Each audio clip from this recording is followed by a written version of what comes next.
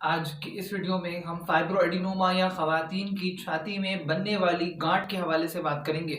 हम जानेंगे कि ये फाइब्रोएडिनोमा यंग खवातीन में ही क्यों कॉमन है, इस छाती में होने वाली गांठ की क्या वजूहात हैं, इसकी तशखीस कैसे की जाती है, इसके इलाज के क्या क्या तरीक़ेकार हैं और ख़ास तौर पे वो कौन सी अद्वियात हैं जो मरीज को तजवीज़ की जाती हैं ताकि इस गांठ का साइज कम हो जाए। और आखिर में हम बात करेंगे इसकी सर्जरी के मुतालिक कि अगर इसकी सर्जरी की ज़रूरत पड़े तो किन सूरतों में ये सर्जरी करवाना ज़रूरी है। अस्सलाम वालेकुम, मेरा नाम डॉक्टर अब्दुल्ला इकबाल है। मैं कंसल्टेंट जनरल सर्जन और ख़वातीन में छाती के अमराज का माहिर सर्जन हूँ। इससे पहले कि हम शुरू करें, अगर आपने अब तक मेरा चैनल सब्सक्राइब नहीं किया तो सब्सक्राइब कीजिए और साथ में मौजूद बेल का बटन भी ज़रूर दबा दें ताकि आपको तमाम नई आने वाली वीडियोस का नोटिफिकेशन मिलता रहे।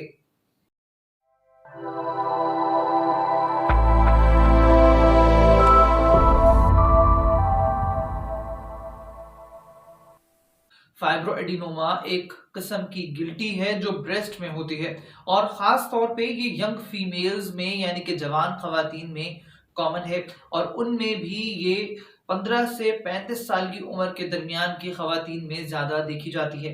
ये एक बिनाइन यानी कि बेज़रर गिल्टी होती है और इसकी कैंसर में कन्वर्ट होने के इम्कानात बहुत ही कम होते हैं। इसके बरक्स ख़वातीन में बग़ल में भी गिल्टी हो सकती है जो वक्त के साथ बड़ी और छोटी होती है, जिसे एक्सेसरी ब्रेस्ट टिश्यू कहा जाता है। इस गिल्टी के मुताल्लिक जानने के लिए अभी ऊपर नजर आने वाले लिंक पे क्लिक कीजिए और मेरी इस टॉपिक पे मौजूद वीडियो को जरूर देखें। अमूमन मरीज ये सवाल पूछते हैं कि ये फाइब्रोएडिनोमा होता क्यों है। अभी तक कोई वाज़ेह वजह तो आइडेंटिफाई नहीं हुई है कि ये गिल्टी क्यों होती है, मगर ये देखा गया है कि ख़वातीन में हार्मोन्स की फ्लक्चुएशन से ये गिल्टी बनती है और ऐसा इसलिए समझा जाता है क्योंकि ये देखा गया है कि दौरान हमल और हार्मोन्स की अद्वियात लेने के बायस ये गिल्टी बढ़ती है और अद्वियात को रोकने से वापस ये श्रिंक हो जाती है यानी कि छोटी हो जाती है। इसकी अलामात की बात करें तो ख़वातीन में सिवाय गिल्टी के कोई और अलामात नहीं होती और इस गिल्टी के जो डिफरेंशिएटिंग पॉइंट्स हैं उनमें नंबर 1 ये गोल या राउंडेड शेप होती है और स्मूथ होती है जैसे कि चर्बी की गिल्टी हो। नंबर 2, आप इस फाइब्रोएडिनोमा को इजीली मूव कर सकते हैं और ये पूरी छाती में इजीली मूव होती है और इसी खासियत की वजह से इसे ब्रेस्ट माउस भी कहा जाता है। जबकि नंबर 3 ये पेनलेस होती है यानी कि इसमें किसी किस्म का मरीज को दर्द नहीं होता। इसके अलावा कैंसर से इसका डिफरेंशिएटिंग पॉइंट ये है कि फाइब्रोएडिनोमा की गिल्टी सॉफ्ट टू फर्म हो सकती है या जबकि कैंसर की गिल्टी हार्ड होती है। नंबर 2, ये गिल्टी किसी ब्रेस्ट डिस्चार्ज का बायस नहीं बनती यानी कि इसकी वजह से मरीज के निपल से कोई खून या पस या पानी या हरा नीला मादा नहीं आता। नंबर 3 ये कि ये गिल्टी स्किन को इन्वॉल्व नहीं करती यानी कि इसकी वजह से जल्द के ऊपर कोई तब्दीलियां आप नहीं देखेंगे। ब्रेस्ट कैंसर के मुतालिक अगर आप मजीद जानना चाहते हैं तो अभी ऊपर नजर आने वाले लिंक पे क्लिक कीजिए और मेरी इस टॉपिक पे डिटेल वीडियो को जरूर देखें। इसकी तशखीस की बात करें तो इसकी तशखीस क्लिनिकली की जाती है यानी कि डॉक्टर आपके मुआयने के बाद कंफर्म कर सकता है कि आपको फाइब्रोएडिनोमा ही है। अगर कोई फाइब्रोएडिनोमा छोटा है या डॉक्टर मुआयने के बाद इसमें किसी किस्म के शक का इजहार करता है और मरीज की उम्र 35 साल से कम है तो इस सूरत में फिर हम ब्रेस्ट अल्ट्रासाउंड कराते हैं ताकि ये देख सकें कि इसका एग्जैक्ट साइज कितना है। ब्रेस्ट में या छाती में क्या एक फाइब्रोएडिनोमा है या एक से ज्यादा गिल्टियां हैं और क्या इसमें कोई कैंसर का अंसर तो मौजूद नहीं है।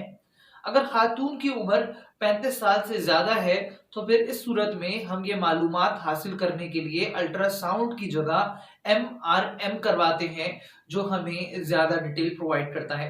अगर आप जानना चाहते हैं कि MRM क्या है, कैसे किया जाता है और कब किया जाता है तो अभी ऊपर नजर आने वाले लिंक पे क्लिक कीजिए और मेरी इस टॉपिक पे मौजूद वीडियो को जरूर देखें। इस फाइब्रोएडिनोमा को हम इसके साइज की बुनियाद पे दो हिस्सों में बांट सकते हैं, यानी कि ये फाइब्रोएडिनोमा छोटा भी हो सकता है, यानी कि लेस देन 5 सेंटीमीटर का हो सकता है, जिसे सिंपल फाइब्रोएडिनोमा कहते हैं, और ये बड़ा भी हो सकता है, यानी कि मोर देन 5 सेंटीमीटर का भी हो सकता है, जिसे जाइंट फाइब्रोएडिनोमा कहा जाता है। फाइब्रोएडिनोमा खवातीन में किसी किस्म की कॉम्प्लिकेशंस का बायस नहीं बनता, यानी कि ऐसा नहीं है कि अगर आप इसको ना निकलवाएं तो ये आगे जाके किसी किस्म का कैंसर बन जाएगा। हाँ, अगर ये जाइंट फाइब्रोएडिनोमा है, यानी कि ये 5 सेंटीमीटर से बड़ा है, या अगर ये मुसलसल बढ़ रहा है और ब्रेस्ट के एक बड़े हिस्से को इन्वॉल्व किया हुआ है, कि जिस सूरत में हम इसे फाइलोडिस ट्यूमर कहते हैं, तो इस सूरत में इसकी कैंसर में तब्दील होने के इम्कानात बढ़ जाते हैं, और हम मरीज को यही मशवरा देते हैं कि इसको निकलवा लिया जाए। इसके इलाज की बात करें तो अभी तक कोई ऐसी दवाई नहीं है कि जो इस फाइब्रोएडिनोमा को घुला दे या मुकम्मल तौर पे श्रिंक कर दे। हाँ, अगर आपके ब्रेस्ट में फाइब्रोएडिनोमा छोटा है, यानी कि लेस देन 2 सेंटीमीटर का है, तो मुमकिन है कि ये या तो मुकम्मल तौर पे खुद ब खुद वक्त के साथ ठीक हो जाएगा, या फिर आप प्रिमरोज ऑयल नामी दवाई इस्तेमाल कर सकते हैं, कि जो 3 माह के मुस्तकिल इस्तेमाल के बाद इस गिल्टी को यकीनन मुकम्मल तौर पे खत्म कर देगी। मगर अगर आपके ब्रेस्ट में फाइब्रोएडिनोमा का साइज मोर देन 5 सेंटीमीटर है, तो सर्जरी ही इसका वाहिद हल रह जाता है। इसकी सर्जरी की बात करें तो इसकी सर्जरी एक सिंपल प्रोसीजर है, जो सुन करने का इंजेक्शन लगा के की जा सकती है, और मरीज की रिक्वेस्ट पे ये सर्जरी मुकम्मल बेहोशी में भी की जा सकती है। इस सर्जरी में एक छोटा सा चीरा आता है जो 1 इंच से भी छोटा होता है, और इसके जरिए से ये गिल्टी निकाल ली जाती है। यहाँ पे आप नोट कर लें कि इस प्रोसीजर से ब्रेस्ट की शेप खराब नहीं होती। हाँ, अगर ये फाइब्रोएडिनोमा बहुत बड़ा है तो मुमकिन है कि इसको निकालने के बाद ब्रेस्ट में डिम्पलिंग हो जाए, जो वक्त के साथ खुद ब खुद ठीक हो जाती है। इस प्रोसीजर के बाद खातून को ब्रेस्ट फीडिंग में किसी किस्म के मसले का सामना नहीं करना पड़ता। इस प्रोसीजर के बाद खातून के ब्रेस्ट पे चीरे का निशान नहीं आता, और ना ही इस प्रोसीजर के बाद मरीज को टांके खुलवाने की जरूरत पड़ती है। एक और अहम बात कि इस प्रोसीजर के बाद में मरीज को किसी किस्म की एहतियात की जरूरत नहीं होती, और मरीज जो चाहे वो खा सकता है, नहा सकता है और वजन उठा सकता है।